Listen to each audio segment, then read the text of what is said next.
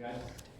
And that's not what the assignment's all about. The assignment's about thinking laterally and looking at a manhole and going, shall I just call this manhole A or 1 or whatever it was? Or shall I put the invert level, the bottom of the 2 pipes?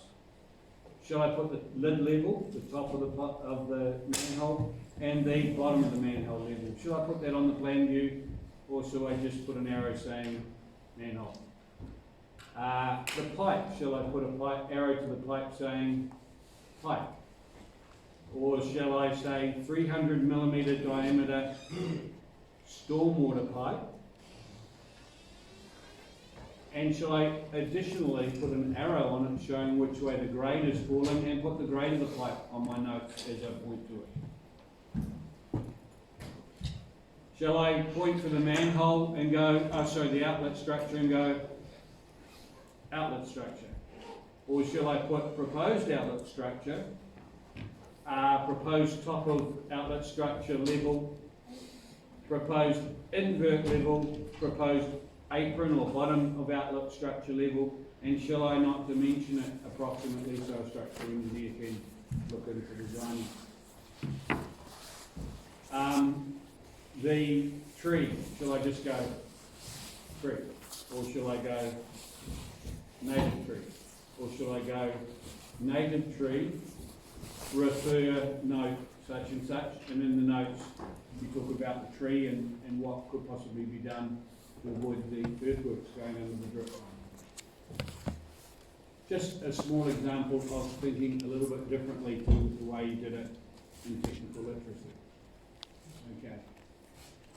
And the same in the long section. Do I just draw the line drawing, the stick drawing that Roger drew, or do I start putting some of these details down at each end of the pipe, etc., etc. So that's a small introduction into how I mark, how I look at assignments, and the difference between last year's bridge magnets and this year's closing in on professional drawings. They're not quite professional drawings, but that's the sort of level we're looking at. So what I'm intending to do is to get as much feedback back to you before you hand in assignment 2, which is in 3 weeks minus 1, 2, 3 days, whatever that is. So my intention with the degrees is to mark them first, because their hand in for assignment 2 is in 2 weeks from the previous. So they're down to about 11 days now. So I'll be marking them first and giving them some feedback about 3 days before their hand in. I'm hoping that I can finish you guys about 3 days before as well. Now, for those that are going to turn this into some sort of student complaint, lecturers have 3 weeks to get their marking done and feedback done, which by my accounts is exactly 5 p.m. on the Sunday of your hand-in. So I'm doing this as a favour to you guys to see where you went wrong in assignment 1, not so you can fix up assignment 1, that's done and dusted. So you know the sort of things you need to start including in assignment 2. I usually put together some sort of an example answer as well, and you'll see a lot of things that you didn't do yourself, and you'll probably think I've been pretty generous with the marking when you see that. The other negative side of things is CAD issues. Already with the degrees I'm getting quite disappointed. Now, I didn't teach all you guys, a lot of you guys. I did teach all the degree students, and I'm seeing leaders not consistently starting the right link consistently. I'm seeing them put in all different parts of the text, middle, centre, above, below. I'm seeing arrows not pointing exactly to things. I'm seeing angled text. I'm seeing the wrong height text.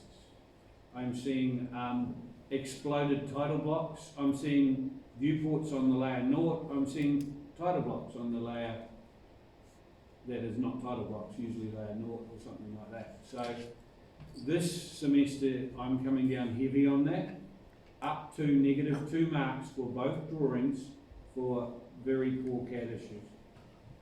Okay? So you need to see an example, and you need to see the sort of level that I'm talking about.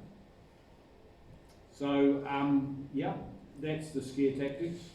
So you do also need to start drawings early in my class. The ones that started early not only finished early and got good marks on the degree, but they handed in before 5 o'clock on the Friday as well, got the extra bonus. So it's important to ask questions. I have over 200 questions now, just on assignment 1, that I've answered in all hours of the days and nights, and I've got them in my email as proof.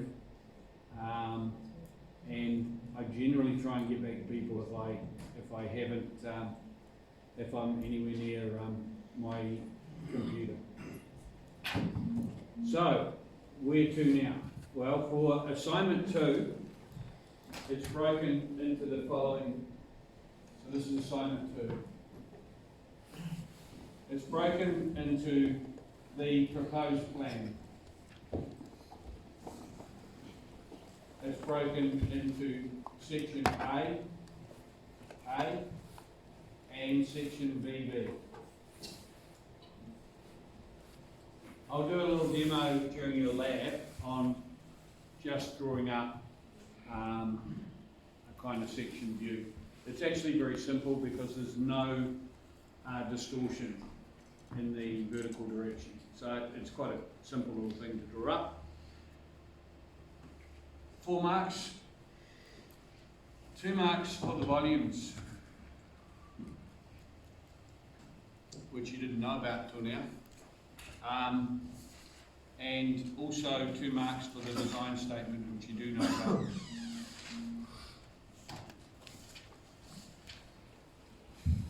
Two, 4, 8, and 7 marks for the proposed plan. A lot of students with the proposed plan, all they do is they copy their existing plan and the notes and the legend and the locality plan, and then they go, oh, hey bro, what's the offset? Oh, okay, offset, join up the contours, make the butterfly wings, done. And they get their mark back and find it's like 1 or 0. Okay? There's a lot more to it than just doing an offset that someone's told you what it is. For a start, I've asked for contours every 200 millimeters. And your contours currently are every half a metre, which is 500 millimetres. So how are you going to match that up? I'll tell you how you're going to match that up. You're going to draw a line between these two just like this. And then you're going to divide that by 5.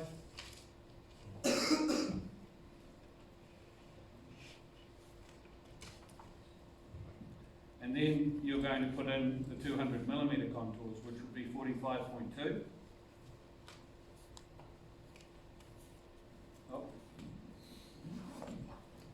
And 45.4. So that you've got something that matches up.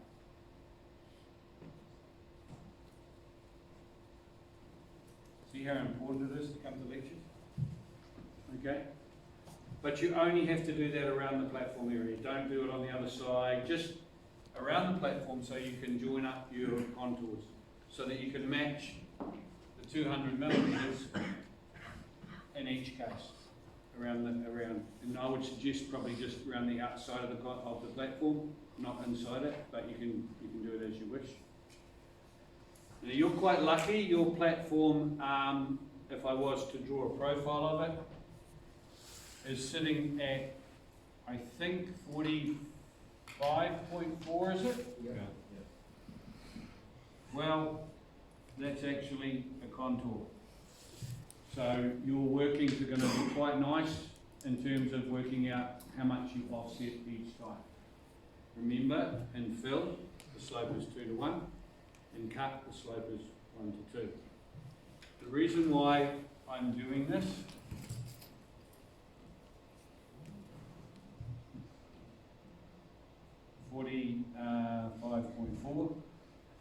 it's cut, it's 1 to 1. I might have said 1 to 2 then accidentally. If it's fill, it's 2 to 1, 1 to 2. By the way, when you talk about grades, the 1 is always in the vertical direction. Right?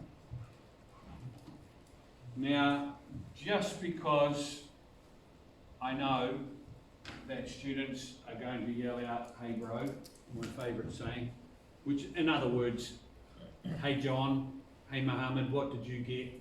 You know, "Hey George, hey Jill," and they go, "Oh, I got an offset of 0.4. Cheers," and you just do it and you don't know what the hell you're doing. I'm including at least 3 of these type of questions in the test. So those that have figured it all out themselves will find it extremely easy. Those that haven't will struggle. And unfortunately, it's not the sort of question you get at school, because we don't do grades at school. We do Pythagoras and all those exciting stuff, all that exciting stuff.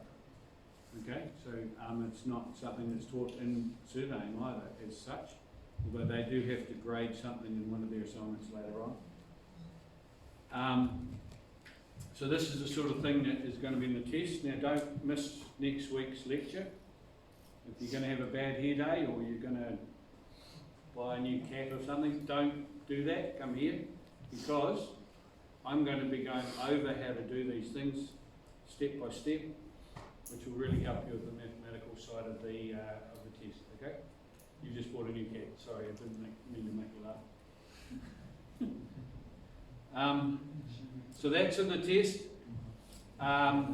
Also in the test we'll be calculating where these points fall between two points, where the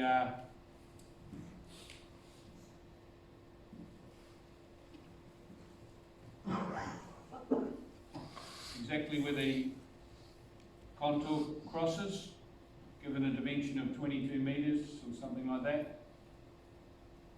How far is that point from there to there? Now for those that used nodes, didn't know what the hell they were doing, they just counted the nodes to find their contours, that's going to be rather tricky.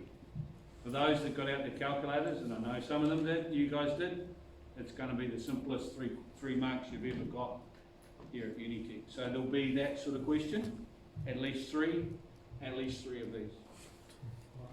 Which brings me on to the other one, which is the prismoidal calculation sheet, which is what we're going to be lecturing about today.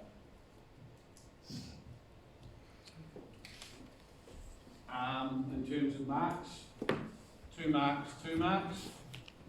I find sections are quite easy to draw up, but the big thing to watch out for, which I mentioned last week or the week before, the scale is different, and also you've got to decide how far to take the section, which means there are certain things you'll need to include in there, because you won't get it all on the sheet.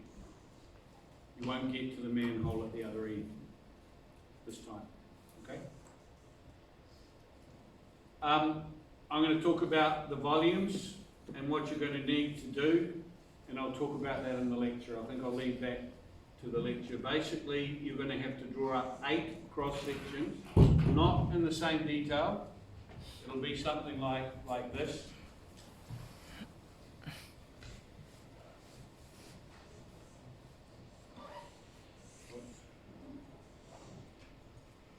You'll do something like 8 of those. You'll draw around there and find the areas, and then you'll put them into my prismoidal calculation sheet and you'll paste that into AutoCAD. So it's a little bit of a process you need to go through to find volumes, and we'll talk about that in my notes as well. That is tonight's lab, as well as Thursday's lab. So this is what the topic is today. We'll also cover this, and it is relevant to the test, and it's also very relevant to the assignment, because we need to end up getting a a volume out of all of this, which we can include in our design statement. Just while we're on the design statement, there is only one place for that. It is not in a Word document sent to me in an email. No. I won't even mark it, okay? It's not in an email itself. It's not on your CAD drawing. It's in a text box. So none of you have opened up assignment 2 already, I can tell that. There is an assignment 2 digital Dropbox there ready for you to put your drawing in. If you have a look, there's a text box too. You can copy your design statement into there. Your design statement is made up of 3 paragraphs. Paragraph 1, an overall view of the site, where it's located, what the land consists of, other maybe a bit of a background to the iwi side of it, maybe a bit of a background to the trees and things that are there, the general slope of the ground, and then the mathematical things to do with the proposed platform. Grades, levels, the pipe, that sort of thing. Paragraph 2, problems. We've already talked about 3 or 4 of the issues, and we're getting more as we go on. And paragraph 4 is, of course, 3, sorry, is how we're going to solve some of these problems. It's out of 2, so you know how hard you had to work for your contours out of 2. So you can imagine I'm expecting something quite reasonable out of that. Now, if you've done 12 notes, not only will you get a bonus, but you'll also be able to go copy-paste into Word, jiggle it around a little bit with those 3 paragraphs I just said, and you'll have the starting point for pretty much your design statement, and then copy it into the text box on the digital Dropbox. I do not look at them until sign off, until it's closed. So you can put as many updates as you like in there. You can delete it all and then put a whole new one in, or you can delete some of it and put a small part back in there, okay? The reason why I do that is on Moodle I can do something so I can compare everybody's in one hit. So I like to do that, so I'm being fair as to, oh, that person only wrote 2 words and that person wrote 4,000 words, you know, trying to get a bit of an idea of where the marking should be as well, with the things that they've talked about. So that's your design statement. So there's quite a bit to do, and you're very lucky you've got 3 weeks. As I said, the degree students' hand-in is not this Sunday, but the following. And I realise that all the other subjects are starting to beat you up now. There's more hand-ins coming in. And I did get 1 or 2 students that developed little coughs just before hand-in.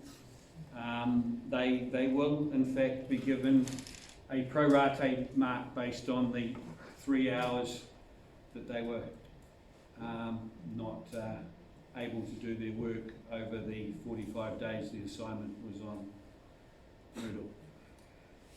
Okay, next. Are we not? What's behind me? Is it not working? You can tell. Oh, yeah. Go for it. Should we do all contents for all the site, all the plan here, or just around the platform? No. The platform will be here.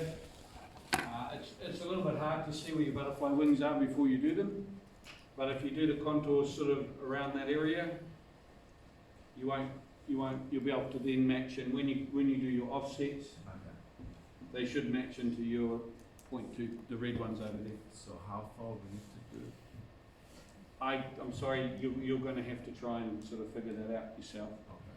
I think the first thing possibly would be clever to work out what your offsets are and which side is cut, which side is filled. Yes. So there'll be different offsets for each side. Work out where they go, write the number in here which the contour is, and then look at the main contours that are going through and work out, well, you know what, I only need to do the ones between there and there, because it's going to cover my offsets. Okay? And what about triangles? Should they be You like can the do same it. angle You can or do just- it by the spot height triangles and delete completely your half ones if you want to. It'll just take you a long, long time. This way is really simple Yeah. because you divide that line by 5. You get a no, no, no, no, no, no, no, No, I no. mean this angle has to be same or just. No, just draw a line randomly between the points. Okay? And it'll be close enough to do those calculations. I'm saying that because everyone will end up with totally different butterfly wings, just a wee bit different, not totally different, a wee bit different, which means your volumes will all be different, so you're calculating their different volumes, right? Otherwise, if I had a set, if I'd have given you the contours, it would be just an exercise where everyone copied everybody else. Okay?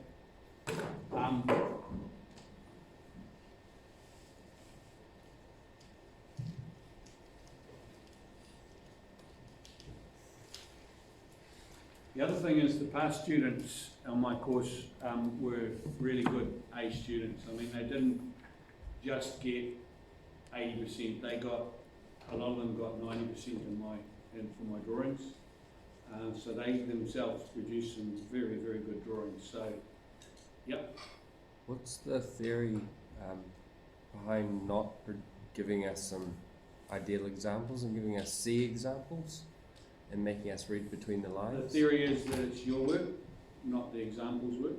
And the theory is that if you turn up to class and take good notes or video it, I'll tell you everything that is wrong with those drawings, so you can not do that in your own drawings.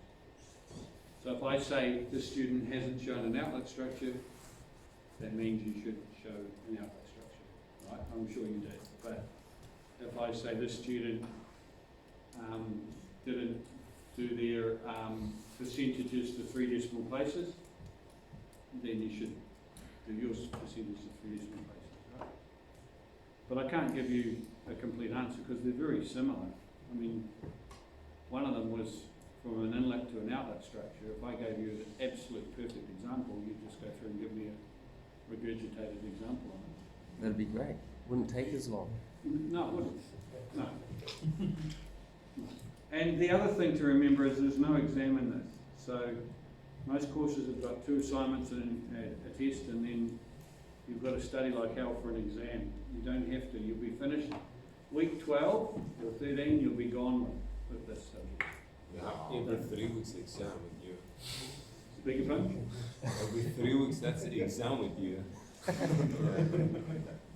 We have 4 exams with you. Well, you won't get a job because you got an A pass in maths, but you will get a job if you get an A pass in maths. Sure, it makes sense.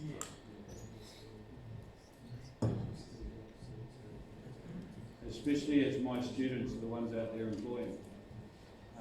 Sorry, I'll just get this sorted out and we'll go through the notes. So we all know where we're heading. We're going to go over the notes for volumes, and I'll talk about the prismordial calculation stick sheet.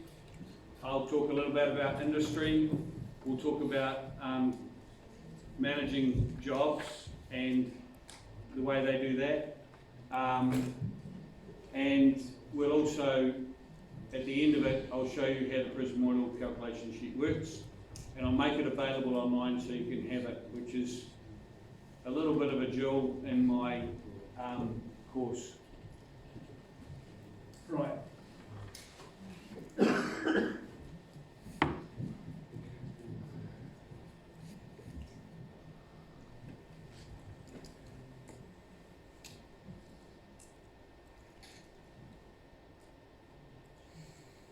So that should be available now for those with laptops.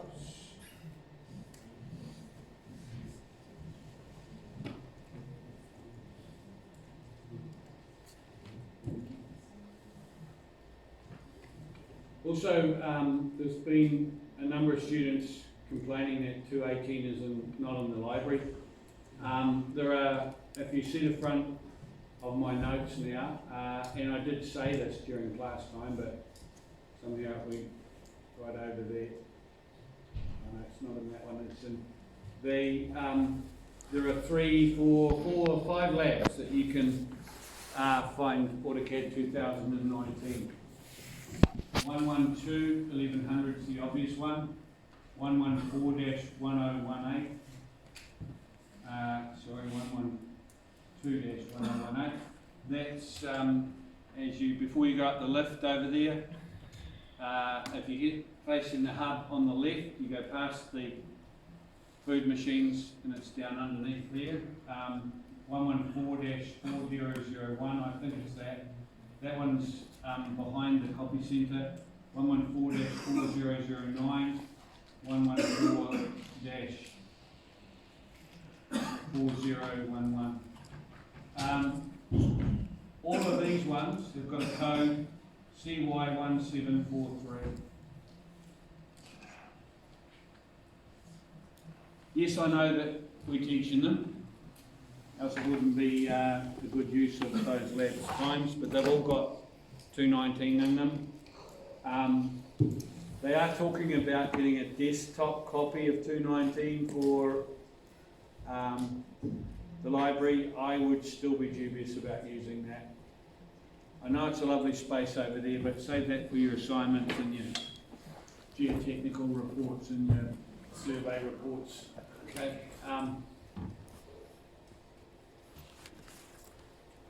There's over 140 computers there, and they're only used normally about 50% of the time through the week, making about 48 hours that they're actually available. So that's a lot of computers times 48. The issue I feel was that students were waiting for last weekend or last Friday or something and couldn't get on the computer.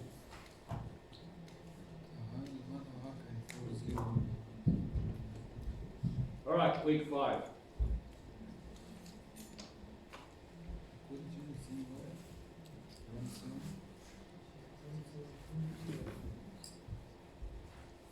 Okay, so as a engineer or a surveyor, you are often sent out to site to measure something in terms of the volume. And depending on the job and how long you've got will depend on how you do the job. So for example, if you had a stockpile of dirt and you had to measure how much it was to work out how many trucks to take it away, a quick way of doing it would be a tape measure and roughly work out the you've got a big pile of dirt like that sitting on the ground, you do some cross sections through it, you work a distance out that way, you work a height out roughly in each case, and if this pile is in 3D, you work a distance out as well. So basically you're turning it into a rectangular shape, like this, and the distance between them. And if you had an area A, B and C, it would be A plus B divided by 2 times this distance here, which might be X and X2, times X plus B plus C divided by 2 times X2, and so on. So with a simple tape measure, you could probably fairly quickly divide that into sections and very quickly measure it up with an approximate height and approximate width. And that may be all you need to do. If you're a surveyor and you've been given half an hour to get through the traffic, you've been given 10 minutes on site and half an hour to get back and give me an answer, or even worse, you've got 30 minutes to get there and give me an answer by cell phone. Maybe that's all the calculations that you need to do. if you've been given a little bit more time, then you can be a little bit more precise and you can do some levels across the cross sections and end up with a more accurate cross section shape. But at the end of the day, you're going to have to draw those cross section shapes up, which will take longer on perhaps AutoCAD, and then list the P line and work out the areas, but you're still using a very similar formula. Right? If you were doing it on a road or a platform, there's the road or the platform, here's your area of fill, area of cut. At each, we call them chainage along the road, you'll do an area shot and work out the volumes from there. Now that'll be a lot longer to take that survey. You may need or use a level. You might use a theodolite in the middle of the road. You might use a total station, depending on what digital apparatus you have in the office. From surveyors, it's usually quite easy to make that decision. They've usually got the most up-to-date stuff there. For engineering officers, usually it's a big squabble over who can get the total station for the day, and it ends up you're taking your tape and your measure to go and do it, tape and your ruler. The problem with that, and you can see that as my notes roll down, you've got your A1 plus A2 divided by 2 times 1 or whatever in terms of the distance. And then here you've got that whole thing accumulating. Is that mathematicians, much cleverer than me, very quickly worked out that when you've got an oddball shape going to an oddball shape, this isn't a very good, I'll do it on an angle. Here we are. Just do it on an angle.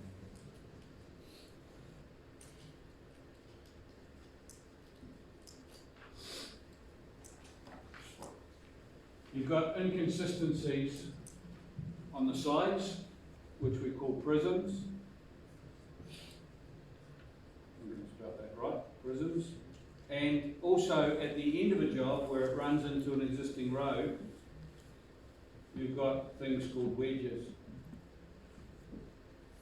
So that theory works okay until you start having oddball shapes with various prisms on the side and wedges at the end that aren't taken into consideration. So the first area I described over here was the end area method, and it was used predominantly up to about 1960, and someone figured out that there was a better way of doing it called the prismoidal method, which took these things into consideration.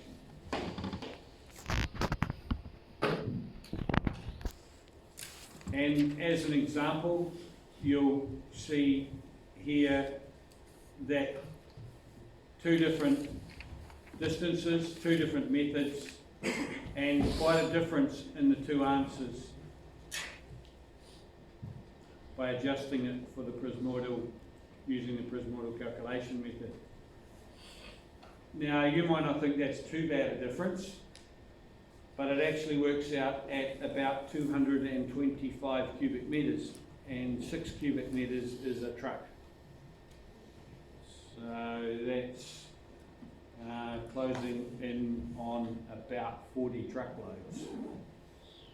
So if you're out by that much on site and it takes a truck 2 hours return visit to get rid of the dirt plus a fee to turn up on site every day, it's quite a lot of money extra that you've stuffed up in your calculations, right?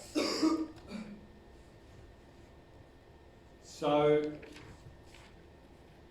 it's important that you run these things through a prismoidal calculation sheet.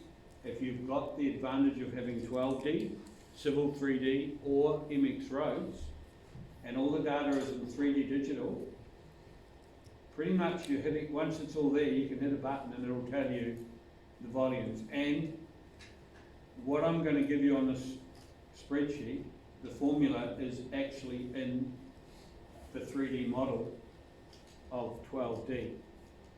and the other ones, I believe, as well. And if you think that's not impressive, 12D was designed by the world mathematical champion.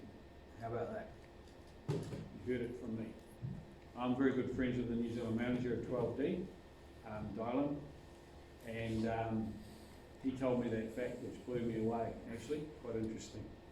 So they haven't changed that formula in all their time in terms of the volumes, and this spreadsheet I'm going to give you has got that formula on it. So if you ever are in sight, guys, and you get to a point where you have to measure something very quickly, and I'll just give you a quick example. This Waterview job, the guy from Fletcher's that also used to be one of my students rang up and said, "Are you still teaching that rubbish about volumes and etc." I said, "Yeah." He says, "Oh, we've moved on, we've got 3D, blah, blah, blah, blah." Skiting about the very latest. At that stage it was a $4 billion job. And he said to me that I need to move on with my teaching, and I said, "Okay, I'll take that on board." Put the phone down, and I kid you not, within about 2 hours, another ex-student working for Fletcher's on site said, and I quote, "Hey bro, have you still got that prismoidal calculation sheet? I'm in the shit." And I went, "What?" He said, "I need to calculate some volumes really quickly." They had a whole stockpile out here, and he had trucks going all the way down New North Road waiting to pick it up. About 2 years ago. I couldn't believe it. I just pretty much got off the phone to the guy from Fletcher. So there we are. The most modern job, the most modern techniques, and this poor guy, diploma student, was on site trying to measure something, and he remembered the spreadsheet. And I just sent it to him on email, and he got it and used it and got him out of trouble. So when I give you this today, don't just another subject at Unikick. Take it with you, keep it in the bank, and if you do get a job, you'll use it if you're on site. You might be thinking, "Oh, no, you know, I won't be on site, I'm going to be by a heater like Roger was most of his life." That's the most dangerous bit, because I used to get sent out on site maybe once every 2 months, 3 months, and it was always a crap job, and I had nothing to measure with because all the instruments were gone. So you're at most vulnerable if you're the office boy compared with the ones that are regularly on site.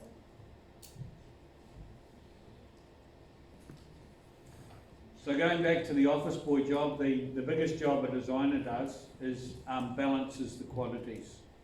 So if you have a road like that road I showed you before, usually when you're designing a road through an area, the whole idea is to balance everything, so you don't have to take any fill away, you don't have to bring any fill back, everything's perfect.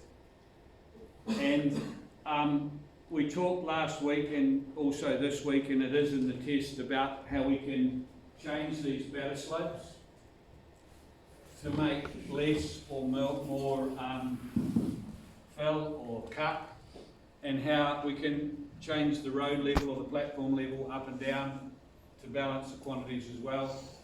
But on your job, you can't do that. I'm not going to ask you to balance the quantities, but in most jobs they do their best to do it.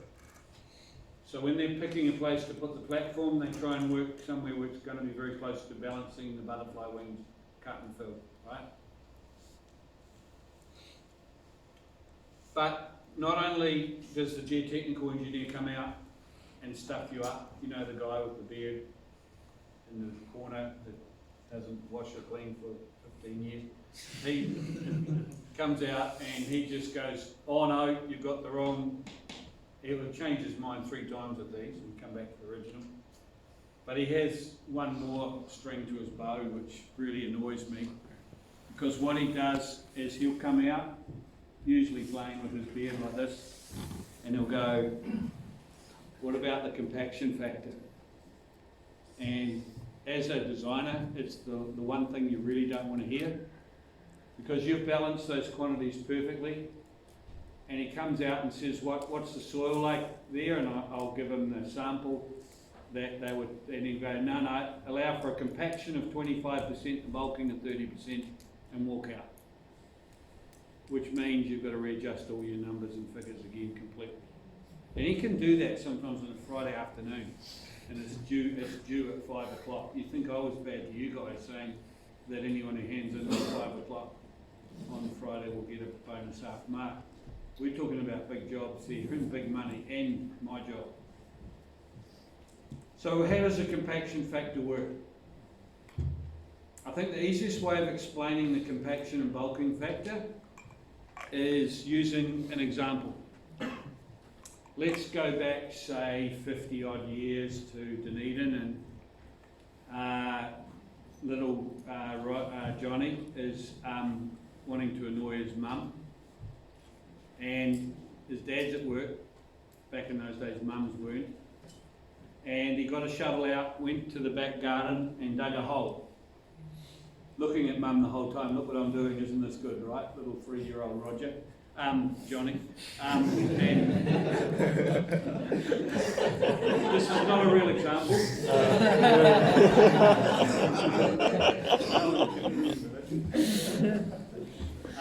Where was I? Digging the hole, making mum mad, yeah. She comes running out, but my mum was always scared to hit me, so she would go, you wait till your dad comes home. But I had that covered, right? Like most young boys. I put all the dirt back into the hole, jumped up and down on it, compacted it down, sweet. And the mum's in the window going like this, and I'm going, what? And I'm looking at the time, it's only 1 minute before Dad's car would park up in the driveway. And I'm saying, what are you looking at? And I turned around and there was dirt left on the ground that I hadn't noticed. All right, and the hole's completely packed. In fact, 5% left over. So obviously, I had to quickly run inside and work out how many books to put down the back of my pants to the blow of the belt. But if you think about that example, that is basically what a compaction / bulking factor would do in Auckland, 5%. The difference between the clays, how much it would push down. If it was sand, I probably would have got away with it, all right? If it was rock and I dynamited it out, I'd have no show getting it back in the hole. So every saw has a different compaction factor, and guess who? The guy at the back of the office comes forward, tells you the compaction factor, and you've got to allow that for that in your calculations. So when you do the volumes for me, when you go here and you put the fill of say 2.3 metres, now that's an area, and you go over here and you put cut 2.25. I want you to do that for 8 cross sections through the platform, and I'll give you 1 mark for that. I'll give you another half a mark for putting these numbers into my Prismoidal calculation sheet, the Excel spreadsheet properly, and cut and pasting the result into model space. You do not need to put a viewport. I'm not too concerned about the text type. It's just a matter of putting it somewhere in model space so I can look at it. Please don't be smart pants like some students do, and they put it so far away I can't see it, and then after the result comes in, they say, oh, I did put it there. If it isn't in a place where I can see it as I open model space, then you've got a chance of not getting the mark. So put it over with everything, but not in any viewports. The Excel spreadsheet part, I'll show you tonight, just the end. The good thing about the spreadsheet, it balances the quantities, so it'll give you a balance at the bottom. Okay? 1 mark, half a mark for that. The other half mark I make you work for. You've got to summarise that volume in the notes section of your proposed plan. And you have to allow for a compaction factor of 25% and a bulking of 30%, using the example of little Johnny that I just showed you. It's not a 5%. It's a compaction of 25 and a bulking of 30. Compaction is when you jump up and down on it. Bulking is like when someone gives you an ice cream and it ends up being bigger when you take it out of the ground. So the bulking is when you take it out of the ground. So in other words, you could take 5.5 square or 5.8 square metres out of the ground as an example, and that fits in a 6 metre square truck. So you've got to kind of think about those things. Also, if you're using it, that's if you're taking it away. If you're using it as fill on the site, then you'll get more fill out of it, won't you? Because the compaction leaves a little bit more on the ground. So it does give you a bit of a mind-brain burst when you're trying to work this out. But I've explained it to you as best you can. There's three things you've got to figure out: whether you do it as a straight 5%, or whether you take it on your cut and you fill separately, and do it that way. And if it is a straight 5%, is it minus or plus? That depends on whether it's a balance of fill or a balance of cut.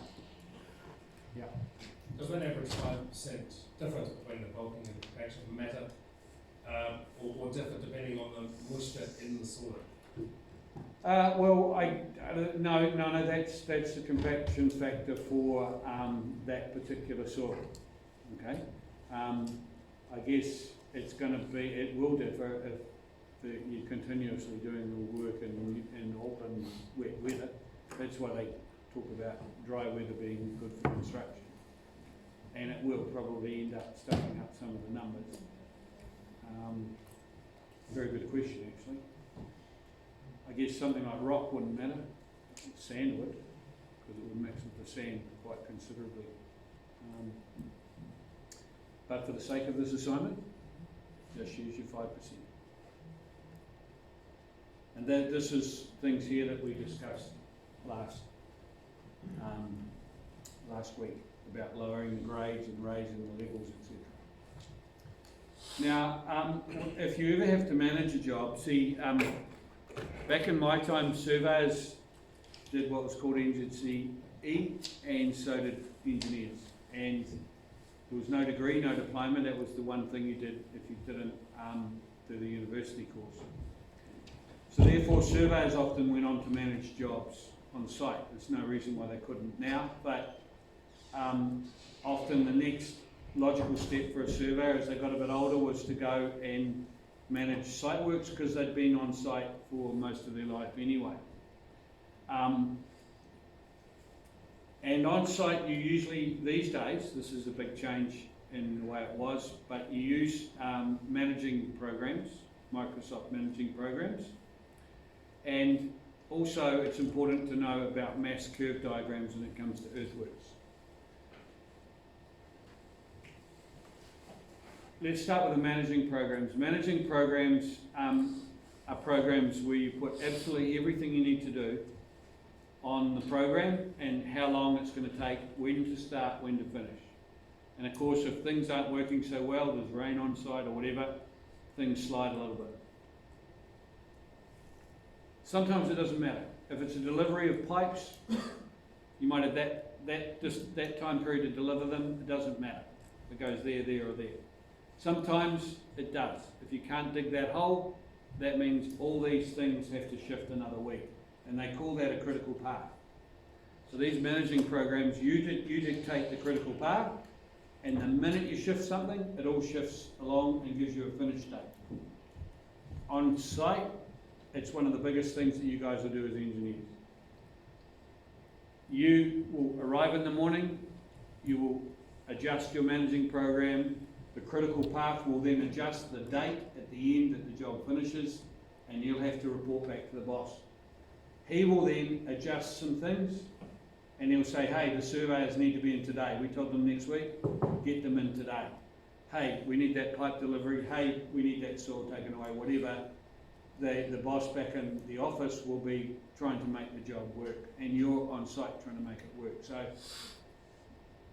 program management is really, really critical on site. Doesn't matter in the office. Normally in the office we're doing design jobs. We've got to finish by this date. If we're getting close, we might have to, like you guys, stay up all weekend finishing an assignment. Same thing in an office, but it's all done and it's back to work as normal to the next critical day, right? On site you tend to be running by the CDA pans. The next big thing is the mass curve diagrams, and they fit into the managing programs at the same time, so they run at the same time, they run parallel with them. So a mass curve diagram is basically a cumulative curve. So if we come along and we're going to dig this much up here, say 10 metres, and we come along a bit further and we're going to dig another 10 metres, the mass curve diagram will pick up 20 metres. And then another 5, then it'll be 25. Then suddenly we've got an area of cut, so it'll go uphill. You'll only have, say there was 5 metres of cut, you don't have 20. Another 5 of cut, you're back to 15, and so on. So the mass curve diagram basically has a 0 like that, and it's an accumulation. Now I was going to get you guys to do this, but I'm not going to. I'm just going to explain it to you. And it's an accumulation of earthworks along a job. So let's go back to week 5.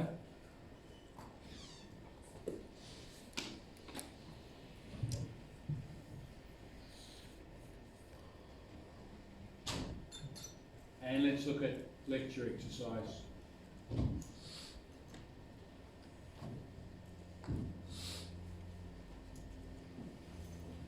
So this one's also got the answer. So with a mass curve, let's look at this little road platform again. I said you'll see this quite often. This time I've given a cubic metres that I've worked out between each chainage. So chainage 150 we've got 10 cubic metres. Chainage 200 we go to 15 cubic metres. Chainage 250 we go to 9. 300 is 2, just a little bit in here. 320 is 2. 350, now we're going into an area of cut. So it's 5, 6 and 4. And how does this look on a mass curve diagram? Well, on the mass curve diagram here, I'm not sure how clear that is. This line here is your 0 line. So anything below that line is fill. Anything above it is excess cut. So as you can see from those numbers, they start at 10, 15, 9, 2, etc. So they keep building. So this curve keeps building, and then suddenly at 320, we get into an area of cut, and it swaps and goes back. But you can see we never balance the quantities. That line at the top is a balance. So we're always going to end up with too much fill required. If we went from the other way, from the 400 end, the mass curve diagram would look quite differently. We would end up with a build-up of cut. It would then start turning. We'd still have too much cut. And then eventually, at that point there, just after 250, we would start to need to find fill. So this is telling a little story of the accumulated earthworks, which can go along with your management program. And it is quite critical. And I would like you to try and remember some of the elements of this little particular example, because in the test I'll say, I'll ask questions like, what is the point of balance? Obviously it's where the curve meets the 0 line. And I'll say, what is above the curve, above the 0 line? Excess cut, or is it excess fill? Obviously the answer is excess cut. So that's a very simple example, but it does show you the difference between starting at one end or the other end. On great big long jobs, say 10 kilometres, you'll find they'll start in different places. That's why it's so annoying trying to watch a motorway. I've been going up north quite a bit lately, and I keep looking at the motorway and I can't tell how close they are to finishing, because they seem to be starting and finishing in different spots all the way to Warkworth. And the reason is they're balancing their cuts and their fills as they go along. Otherwise they'd be depositing the spoil all over the place. So that's now available on site, on Moodle for you to look at.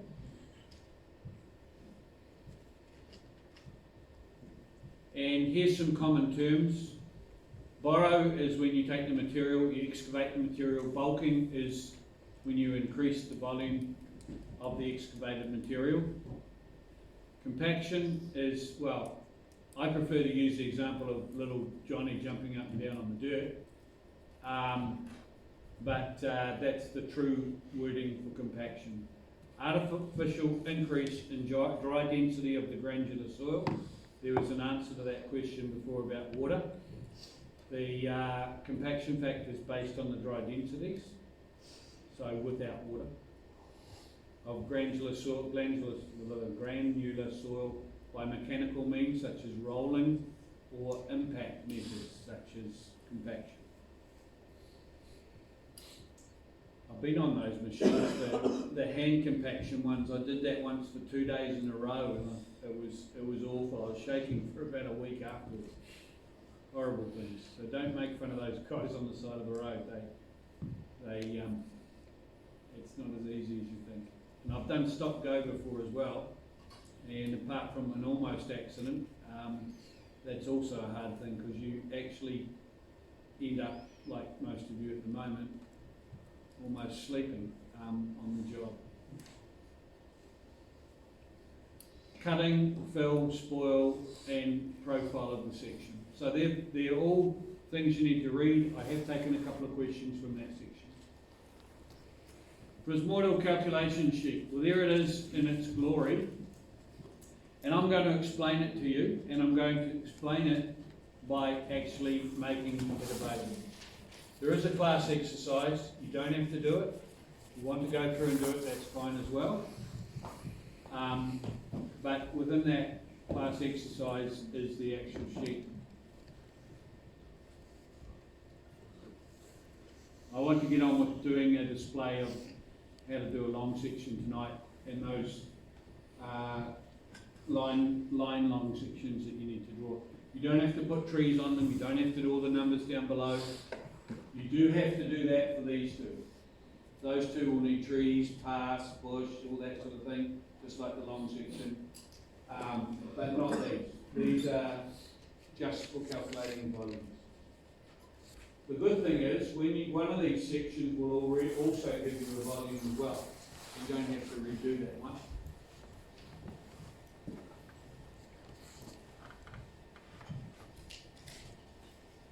I know I'm putting a video up of, as students allow me to do it on YouTube, which is really, really generous and good of that student.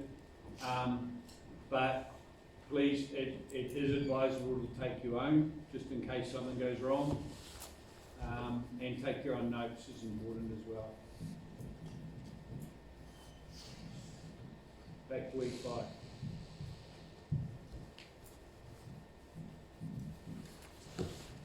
So this was a lab exercise last year. I won't be doing this, but I will be here in the lecture for explaining the, this is the class exercise, sorry, the prismoidal sheet.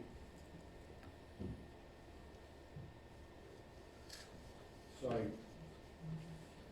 this gets worse. Prismoidal sheet. Okay.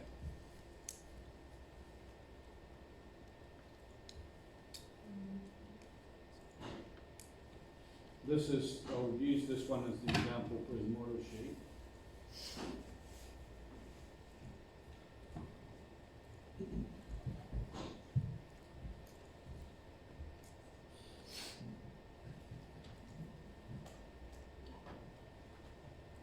All right, so how does the prismoidal calculation sheet work?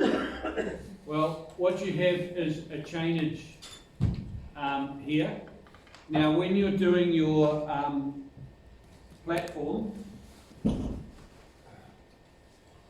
got an area of cut and an area of fill.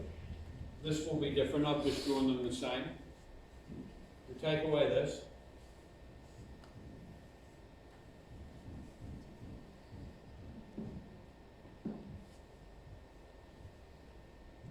I would like you to do, obviously you'll do that section there, section whatever it is, AA or BB, I can't remember. And I'd like to see you do one here where it's 0, one outside of the platform, and then at least 2 more inside the platform, making a total of 8. Remember, you've already got this one here. So 1, 2, 3, 4, 5, 6, 7, 8, that's 9. So at least 8. So as you do each one, you'll get a little bit of fill and a little bit of cut that you can measure, because it'll be something like this. Unlike your long section along the pipe where it was all fill, these ones will be a little bit of each. So tonight I'll demonstrate doing the one through the middle, and I'll demonstrate one of these others, maybe that one or something like that.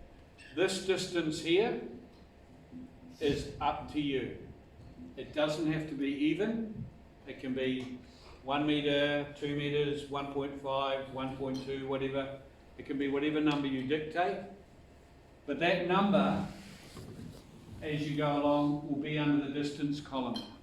So the first number here would be 0, and say, for example, you go 1 metre, then you go, say, 1.5, then that'll be 2.5, accumulating as you go along. So that's the column that you put that in. Straightforward. And you can do the class example just to make sure.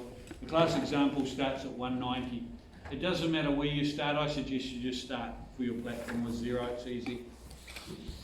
Notice the first row, in this case, is yours will be 0. So that's easy. But you do need that first row in there, because the way this sheet works is it averages everything out as you go along. So it gives a more accurate volume. So these numbers here are your areas. Areas of cut, areas of fill. So the little areas here, which we will draw, I'll do that tonight. I'll draw a line around these. We'll work out our cut, we'll work out our fill. Remember with Ingrid and me last semester, you did a P line and listed it for the assignment 3, to work out the areas of the lots. Well, it's the same thing. This time it's in metres. So you can fill that in easily enough. Now the only other thing you need to do is the intervals. So that first interval, if it was 1 metre, you just put 1 metre. If it was 1.5, you put 1.5 for the second one, and so on. That's easy. Guess what? At that point, it will go and calculate your volume for you. So that's why I'm only giving half a mark for this. It's not that hard to do. But you do need to understand the background of it, and I'm going to make you do some of this on the test as well. So this is the bit I want you to put into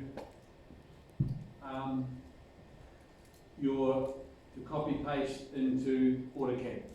You highlight it, Control C, into AutoCAD, Control V, paste it beside those little sections, done. Okay? And that'll get you 1 mark for the sections with the numbers above it, the area numbers above each one, and half a mark. That'll be the easiest 1.5 marks you'll get. The next part of explain needs to be a summary of everything in the notes section. So that's another note for, sorry to you guys that have already got 12 notes. The other thing that I'll just tell you now, I've already said this, but in the proposed plan, we don't need a locality plan. We don't need the survey coordinates anymore, because we've already put them in the existing site plan. So it's not a straight copy paste, and you'll have some more room now for some more notes, won't you? Who knows, I might put a minimum of 25 this time for a half a mark. I might not too.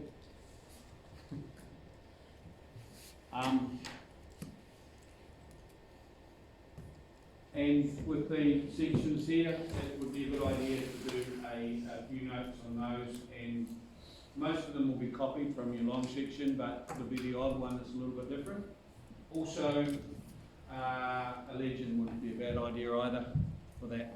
But also, once again, probably use the same ones you used for your long sections, and you'll get some feedback from that. So it'll be a wee bit easier to do that. With those little Yep. cross-section images in the corner, you're saying it's areas, so it's not volumes between them, but it's just the surface area. That's an area, but when you work out your distance, it'll become a volume. But up there, you say you want to see that with areas on it. So Yes, but you're drawing a line around the area up there, and it goes into this volume calculation sheet, yeah. and they go in there. Okay, so the volumes are in the table, are shown in the table, not in that. These are the volumes here. Yeah, those That's volumes. your volumes. You can see in this one, this has got a 257 balanced the wrong way for cut. If I say made that one there this one here say 1000, that'll balance it the other way. Watch what happens.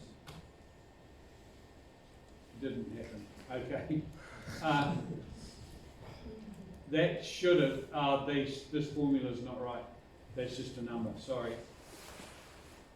Something's gone wrong here. Oh, I see. That's not, I'll make sure the sheet's right that I give you tonight. Okay, I'll make sure it's the online right. These formulas are correct.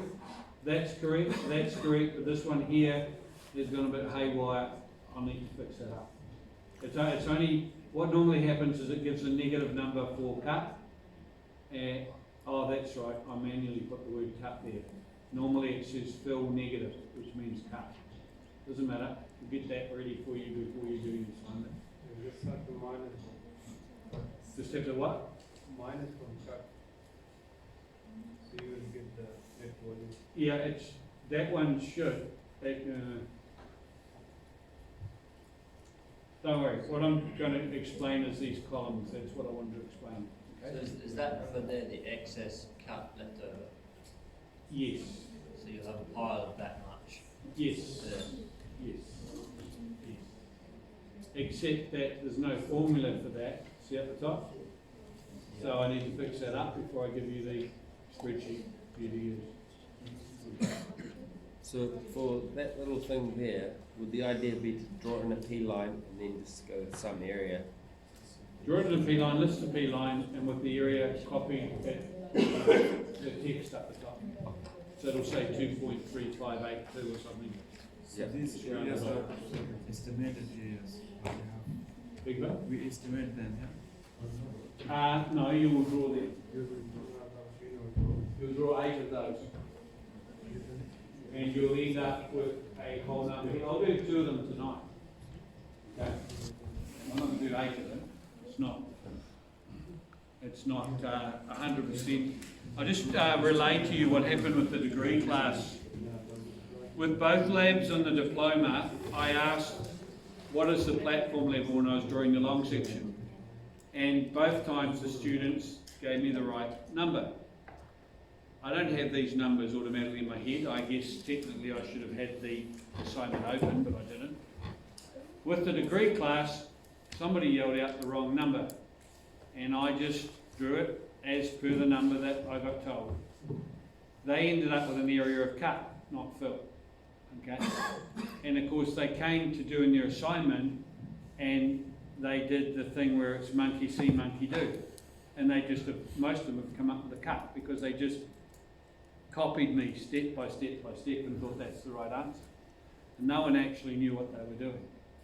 With you guys, you were lucky. Your demonstration had the right level on it, so you could see whether you were close or not.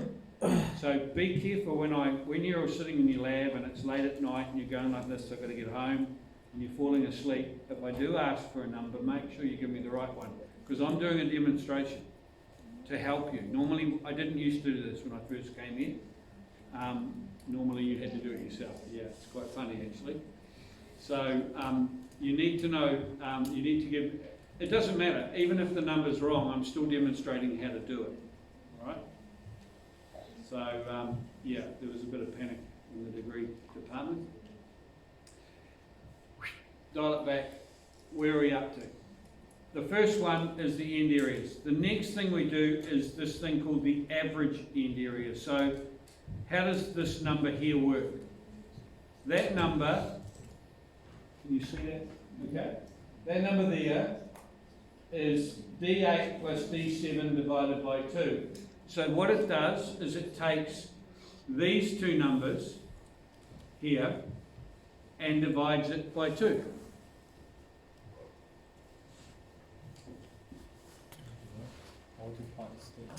So it's averaging out, as we go along, it's averaging it out to give us a more clearer answer. So if it was cut down here, how did we get that one? Quite simply, it's the one before and the one after divided by 2. The interval, I've talked about that, the interval being these distances along here, if you're measuring a big lump of dirt, or these distances here, if you're doing a platform. You choose that interval. The quantity, I'll do another colour, is equal to the interval times whatever number you got here. Now I know that that's different, because most of you are telling me already that it's different, but if I go like this and go format cells and change that to say 4 decimal places, 60 times 3.16 becomes 189, okay? End area ratio. Well, the end area ratio is required. Now let me just explain this. This part here was the way they used to do it. Using the end area method, that was how we always used to do volumes. Not me, I was born after 1960, but up to 1960, that was roughly how they used to do it.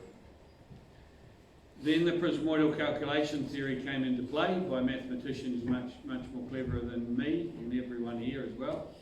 And we started using the prismoidal calculation method. Now to do that, to work out that correction factor here, we needed to first come up with a ratio, and it's not an accumulative, it's a ratio to every point along the road. Now, there's two ways to describe a ratio. The first way is, my favourite way of describing the ratio is this number here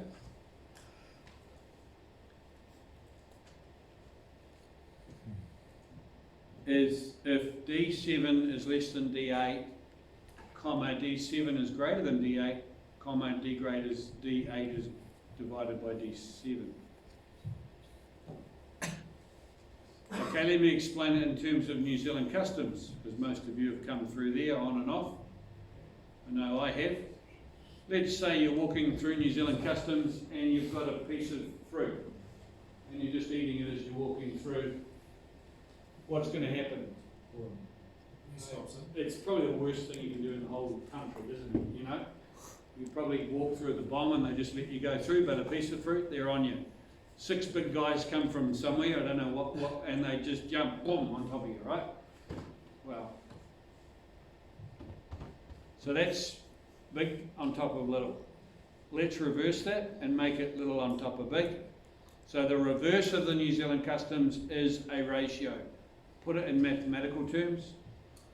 You can't have a number more than 1, so the little number must be the one that goes on the top. Looking in terms of the spreadsheet, that number there is equal to, actually I won't take that one because I'm going to, why not? Is these two numbers. Which one's the smallest one? 9.32, that's on the top. 9.87 is on the bottom, and that gives you the number 0.9443. Easy to remember, if you remember the customs, or you remember what a ratio is. Do another one. This one here. No, this one. That one is equal to those two. Obviously the one there is the smallest, so it's that one divided by that one. Now lastly, for the test, the correction factor. You think you can remember that for the test? Easy, eh?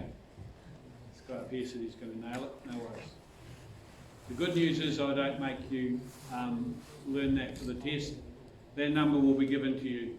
But that's the number that the mathematicians have come up with, and that's the number that's in 12D. This is the critical part of adjusting volumes to make sure that they're perfect. It's an adjustment factor between this number, these numbers, and between the 1960s numbers. You find it's not that much different, but it's enough to make quite a few truckloads different and bigger jobs. So what does it mean by end areas? Way back to end areas. Okay, an end area is basically these. An end area is the area when you slice through something. Good question. End area is these numbers here. If it's on a road, you know the picture of the road before, that's the end area as you go through. You might be better off doing this sheet and then drawing that up Before, yes, all the way around. yeah. Yeah.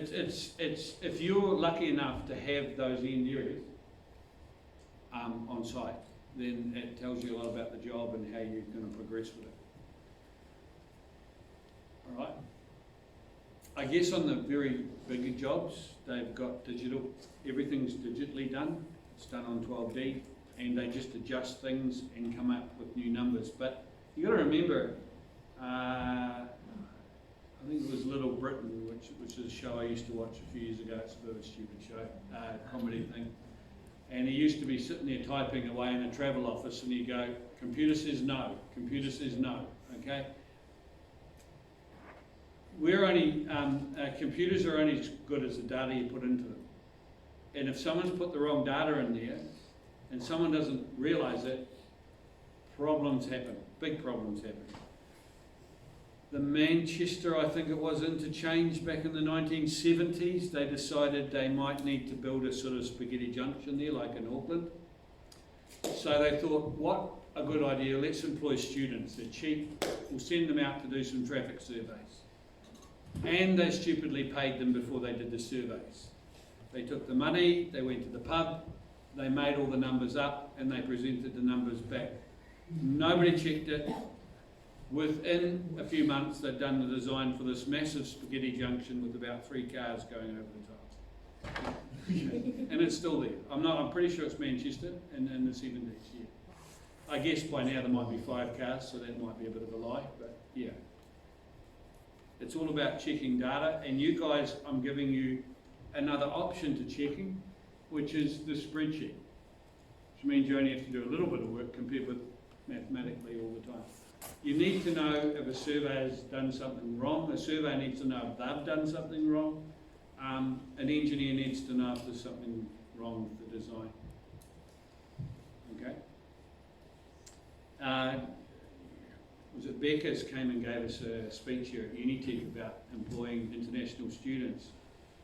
And they said their biggest problem was the culture of some of the international students. They didn't want to tell the boss they were wrong. Kiwis don't seem to care, they just go, "You're wrong," to the boss, right? But the international students were very scared. Even though they knew the boss was wrong, I'm not going to say anything, right? So they had to put them through a kind of induction program to tell them that it was good in New Zealand to tell the boss they'd made a mistake. And after that, they made huge leaps and inroads into employing international students here, both at Unitec and at Auckland University. Because they realised that that was the only difference, that they could make them tell the boss they were wrong, then they could quickly fix the mistakes before they became a problem. I think last week I told you about myself making a mistake. It was only this much on paper. It was $10,000 to change the manhole to move it back on one side of the boundary. You know, little mistakes in engineering. I could go further. I could talk about the CCTV building in Christchurch and things like that, but I'll leave that for your imaginations. So, in summary, we've talked about the Prism order calculation and what you need to do for the assignment. You'll need to know these columns, and I'll make sure the one that's up there's got this number here adjusted properly so that it says negative cut or negative fill or whatever it's supposed to say at the end. Everything else is all right with that sheet, it's just that bottom bit. This was an answer, and I think I remember adjusting that to make it look better for students who've done the class exercise. You know now that you need to do those little line stick drawings for full marks for the volumes.